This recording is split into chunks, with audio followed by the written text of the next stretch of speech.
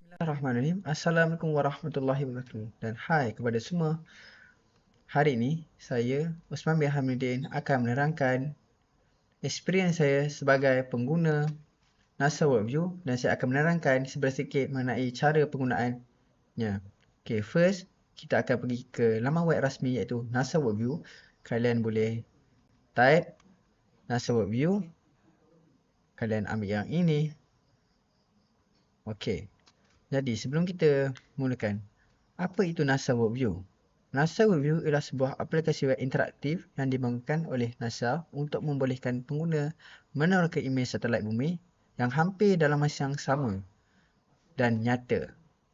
Platform ini digunakan secara meluas dalam kajian alam sekitar, pendidikan dan analisis perubahan bumi. Antara muka utama NASA Workview yang kita boleh lihat ialah apabila laman NASA Workview dibuka, paparan utama yang kalian boleh tengok di sini menunjukkan peta dunia di tengah-tengah, panel lapisan data di sebelah kiri, bar pemilihan tarikh di bahagian bawah serta alat navigasi di bahagian atas. Semua fungsi utama boleh digunakan secara terus melalui player web. Okey, yang pertama untuk menggunakannya, kita ada add layers. Fungsi paling penting dalam NASA Workview ialah add layers. Melalui tools ini, pengguna boleh menambah pelbagai lapisan data satelit seperti awan, cuaca, kebakaran hutan, suhu permukaan bumi. Untuk tools yang ketiga, kita ada zoom, pan dan identify. Fungsi zoom dan pergerakan peta boleh membolehkan pengguna meneliti kawasan tertentu dengan lebih jelas. Bagi sesetengah lapisan, maklumat tambahan akan dipaparkan apabila pengguna berinteraksi dengan peta. Untuk tools yang keempat, kita ada animation dan compare. NASA Workview turut menyediakan fungsi animasi dan perbandingan masa.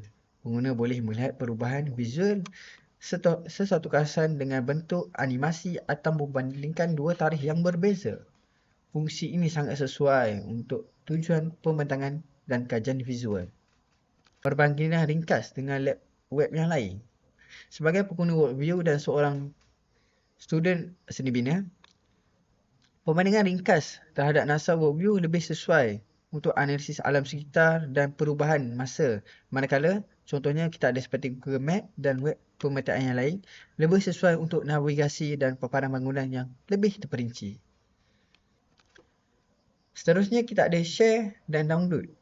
Pengguna juga boleh menjana pautan untuk dikongsi atau memuat turun imej satelit bagi tujuan dokumentasi dan laporan serta pembentangan. Kegunaan dalam seni bina dan perancangan. Dalam bidang seni bina dan perancangan bandar, NASA Workview membantu dalam analisis awal tapak, pemahaman konteks dan persekitaran, penilaian risiko alam sekitar serta menyokong reka bentuk yang lebih lestari. Kesimpulannya, NASA Workview merupakan alat sokongan yang sangat berguna untuk analisis skala besar dan pemahaman bumi, terutamanya dalam kajian dan perancangan awal. Sekian daripada saya. Sekian, terima kasih. Dan bye-bye. Jumpa lagi.